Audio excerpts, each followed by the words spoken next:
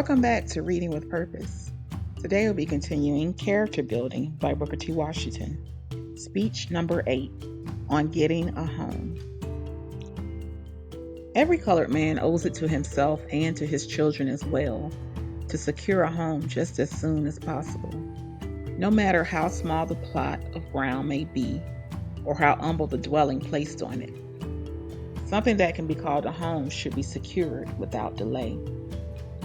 A home can be secured much easier than many imagine. A small amount of money saved from week to week or from month to month and carefully invested in a piece of land will soon secure a site upon which to build a comfortable house. No individual should feel satisfied until he has a comfortable home. More and more, the southern states are making one of the conditions for voting the ownership of at least $300 worth of property, so that persons who own homes will not only reap the benefits that come from owning a home in other directions, but will also find themselves entitled to cast their ballot. Care should be taken as to the location of the land. It is of little advantage to secure a lot in some crowded, filthy alley. One should try to secure a lot on a good street, a street that is carefully and well worked, so that the surroundings of the home will be enjoyable. Even if one has to go to a good ways into the country to secure such a lot, it is much better than to buy a building spot on an unsightly, undesirable alley. I believe that our people do best, as a rule, to buy land in the country instead of in the city. But in either case, we should not rest until we have secured a home in one place or the other. No man has a right to marry and run the risk of leaving his wife at his death without a home. I notice with regret that there are many of our people who have already bought homes, who, after they have secured the land, paid for it and built a cabin containing 2 or 3 rooms, do not seek to go any further in the improvement of the property. In the first place, in too many cases, the house and the yard, especially the yard, are not kept clean.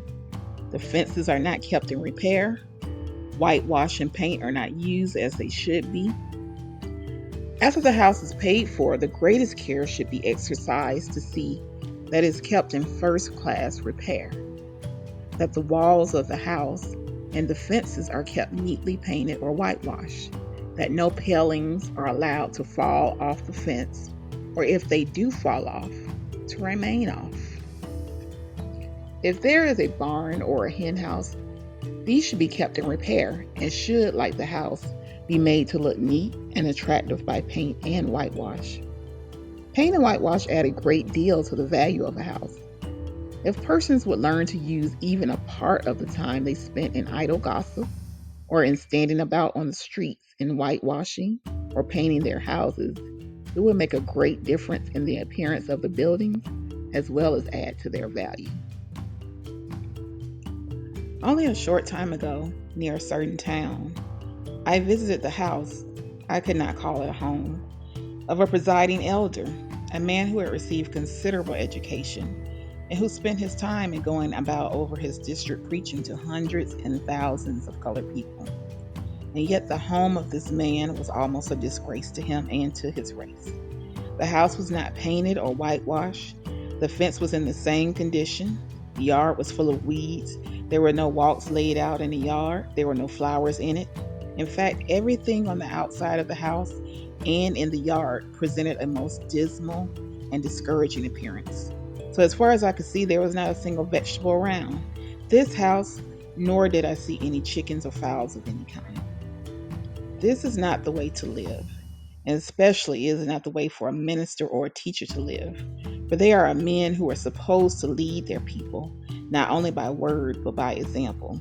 Every minister and every teacher should make his home, his yard, and his garden models for the people whom he attempts to teach and lead. I confess that I have no confidence in the preaching of a minister whose home is in the condition of the one I have described. There is no need why, as a race, we should get into the miserable and unfortunate habit of living in houses that are out of repair, that are not whitewashed or painted, that are not comfortable, and above all else, in houses that we do not own. There is no reason why we should not make our homes not only comfortable, but attractive. so that no one can tell from the outside appearance at least whether the house is occupied by a white family or a black family. After a house has been paid for, it not only should be improved from year to year and kept in good repair, but as the family grows, new rooms should be added. The house should not only be made comfortable, but should be made convenient. As soon as possible, there should be a sitting room where books and papers can be found, a room in which the whole family may read and study during the winter nights. I do not believe that any house is complete without a bathroom. As soon as possible, every one of our houses should be provided with a bathroom so that the body of every member of the family can be baptized every morning in clean, invigorating fresh water. Such a bath puts one in proper condition for the work of the day, and not only keeps one well physically, but strong morally and religiously. Another important part of the home is the dining room. The dining room should be the most attractive and most comfortable room in the house. It should be large and airy, a room into which plenty of sunlight can come, and a room that can be kept comfortable both in the summer and in the winter. These suggestions are made to you with the hope that you will put them into practice, and also that you will influence others to do the same. They are all suggestions that we as a race, notwithstanding our poverty, in most cases can find a way to put into practice. Every one of them should be taken up by our teachers, our ministers, and by our educated young people. They should be taught and urged in school, in church, in farmers' meetings, in women's meetings, and in fact, wherever the people of the race come together.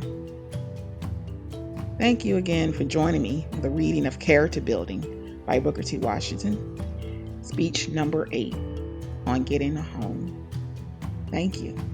And next time, I'll be reading speech number 9, Calling Things by Their Right Names.